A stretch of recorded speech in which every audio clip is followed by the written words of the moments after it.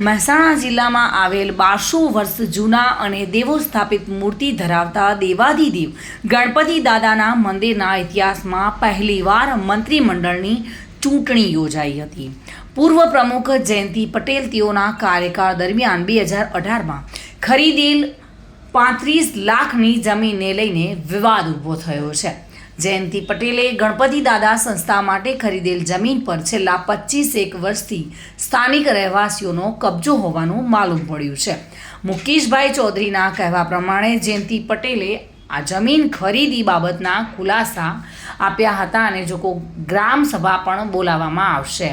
આ બાબતે લઈને જયંતિ પટેલે ચેરિટી કમિશનરની કચેરીમાં ફરિયાદ કરતા ચેરિટી કમિશનરના આદેશ મુજબ ગામમાં રહેતા દરેક જ્ઞાતિના સમાજના લોકોમાંથી સમાન પ્રતિનિધિત્વ મળી રહે તે રીતે ઇલેક્શનના બદલે સિલેક્શનથી મંત્રીમંડળની બંધારણીય રીતે નિમણૂક કરવાની રહેશે. જયંતિ પટેલે કોઈ જાણીતા મંત્રીના ઇશારે સિલેક્શનના બદલે ઇલેક્શન દ્વારા મંત્રીમંડળની રચના થાય એવો સુધારો કરાવ્યો છે. જોકે ઇલેક્શનમાં પરિવર્તન પેનલ અને ઉગતો સૂરજ પેનલ સામસામે આવી ગયેલ છે. કોઈ ચૂંટણી કમિશનરની નિમણૂક કરવામાં આવી નહોતી અને મતદાર યાદીમાં નામ ન હોય એવા મતદાતાઓને પણ મતદાન કર્યા હોવાની ફરિયાદો સાથે ઉગતો સૂરજ પેનલ દ્વારા ચૂંટણી બહિષ્કાર કરવામાં આવ્યો છે. એટલે કે હાલ તો 1200 વર્ષ જૂનું ગણપતિ દાદાનું જે મંદિર છે જેની સાથે લોકોની આસ્થા જોડાયેલી છે તે ચગડોળે ચડેલું જોવા મળી રહ્યું છે. નમસ્કાર દર્શક મિત્રો, અત્યારે આપણે આવી રહ્યા છીએ મહેસાણાની નજીક આવેલા આઈઠોળ ગણપતિ દાદા મંદિરના સંસ્થાનમાં. અહીંયા થોડા દિવસ પહેલાં જે ઇલેક્શન થયું હતું, ઇલેક્શન કેમ થયું, શું કરવા માટે ઇલેક્શન કરવામાં આવ્યું, કેવી રીતે ઇલેક્શનનો જે માહોલ ઊભો થયો એ સમગ્ર બાબતે આપણે અત્યારે ટુડે ન્યૂઝના માધ્યમથી આપણે જાણવા માગીશું. શું હતું સમગ્ર બાબતે એ આપણે જાણીશું. સુનિલભાઈ, શું માહોલ હતો અને કેમ ઇલેક્શન થયું હતું? અહીંયા ઇલેક્શન થવું જ ના જોઈએ, અહીંયા સિલેક્શન જ થાય. દાદાના ધામે ઇલેક્શન ના થવું જોઈએ, ખાલી સિલેક્શન હોવું જોઈએ. તો શું એવું ઘટના બની હતી કે આ માહોલ થયો? દાદાને પૈસાની જમીન, પૈસા પેલી જમીન રાખી એમાં કોઈ હરખો જવાબ આલતા નહોતા. એમાં હવે ગ્રામસભા બોલાવવાનું કીધું પણ એમ કે બોલાવીએ એવું એરિયા બધા બરાબર હરખા જવાબ આલતા નહોતા. ગ્રામ સભાનો મુદ્દો હતો, ગ્રામ સભા ના થઈ એના કારણે આજે ઇલેક્શન કરવું પડ્યું હતું. શું હતું, ગ્રામ સભા કેમ ના કરી? ગ્રામ સભા રિયલમાં જોવા જઈએ તો ગ્રામ સભા એ માટે નહોતા કરતા કે એમનું જે મેન કારસ્તાન જે બી કર્યું 35 લાખનું જમીનનો મુદ્દો હતો એમને ટોટલ બતાવ્યો નહીં. ગામ સમક્ષ આપણે દર સાલ કરીએ સર્વેયુ વંચાય એમાં એમને બતાવી નહોતું, એમની પોલ ઉખાડી થતી હતી. એટલા માટે અરે ગામ સભા એગ્રી થતા નહોતા અને એવાની રીતે એમની રીતે ડાયરેક્ટ એવાની રીતે કહેવાય કારોબારી ટ્રસ્ટી જે બનવાના ટ્રસ્ટી નવા મૂકવા હતા એ એમના જ લેવા હતા. મતલબ કોઈ ગામના બીજી જ્ઞાતિના લેવા નહીં.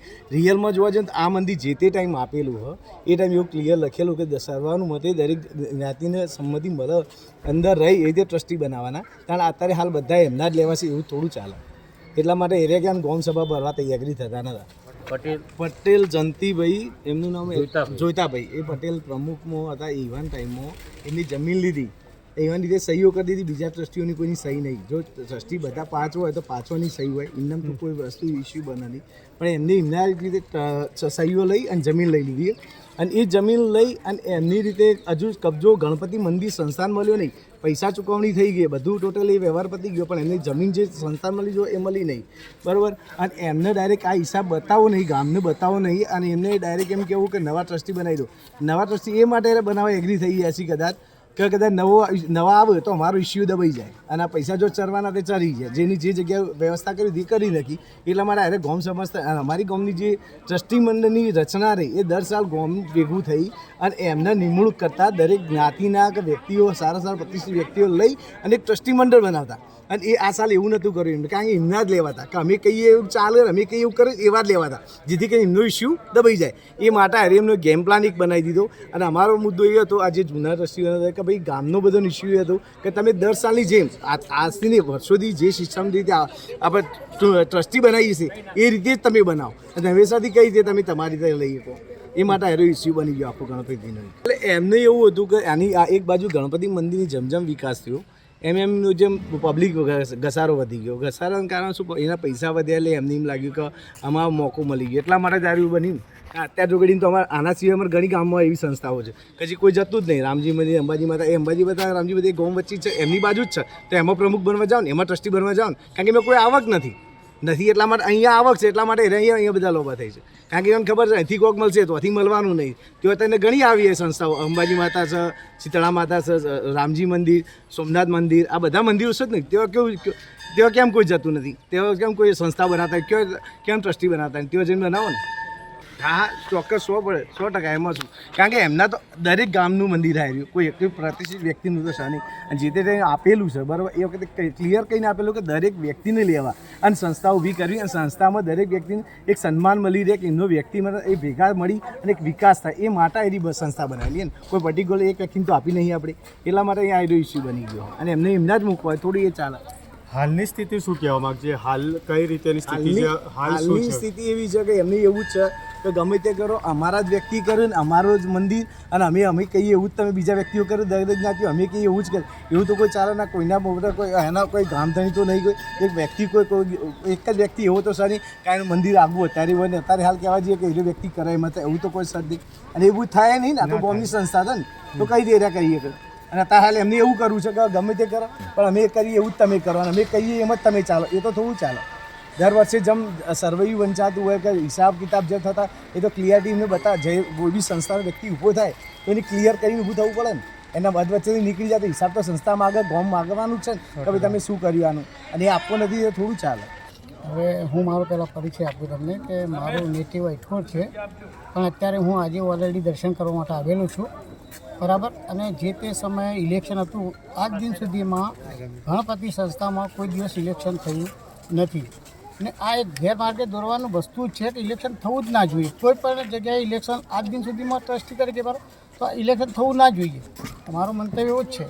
હવે ઇલેક્શન થવા પાછળનું કારણ તો શું હોય? સત્તાના લોભિયા હોય, સત્તાને લાલચું હોય, સત્તા માટે જ આ ઇલેક્શનની પ્રશ્ન ઊભો કર્યો હોય બરાબર.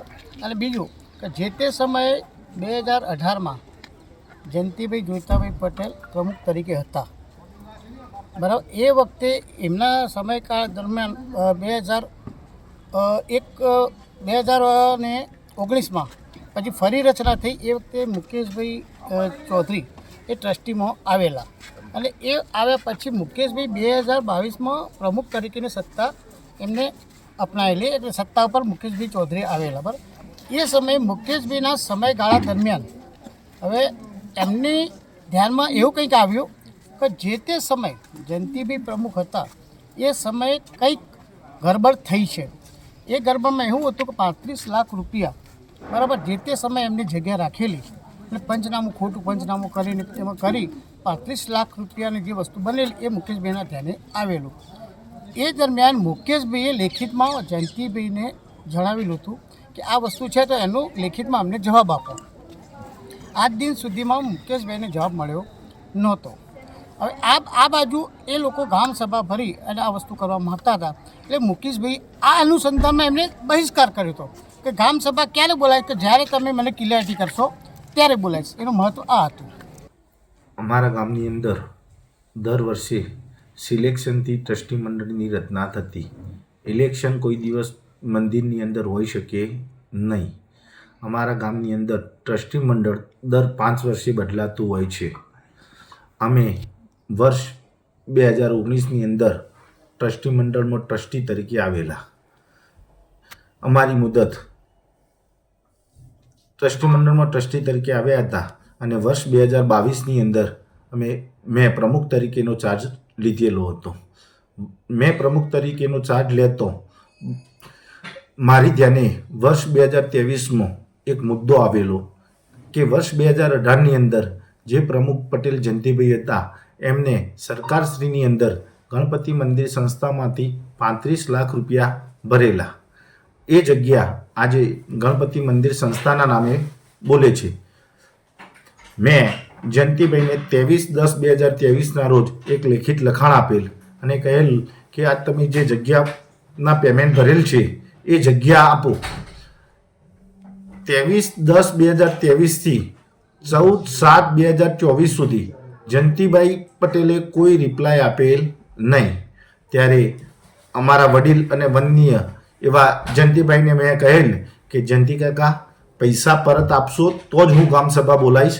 સંસ્થાનો પૈસો છે એ દર્શનાર્થીનો રૂપિયો છે. દર્શનાર્થીનો પૈસો ગેરવ્યાજબી જાય એ ચલવી લેવાય નહીં. એટલે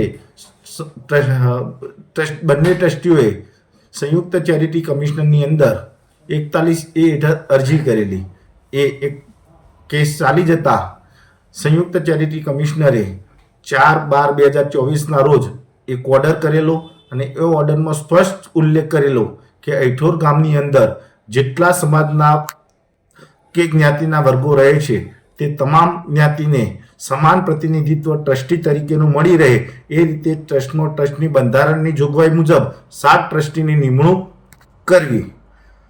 દર્શક મિત્રો, સમગ્ર બાબતે તમે જોઈશું કે ગામની અંદર જે અઈઠોર ગણપતિ દાદા મંદિર સંસ્થાન છે ત્યાં ઇલેક્શનનો તો જે બહિષ્કાર કરવામાં આવ્યો હતો.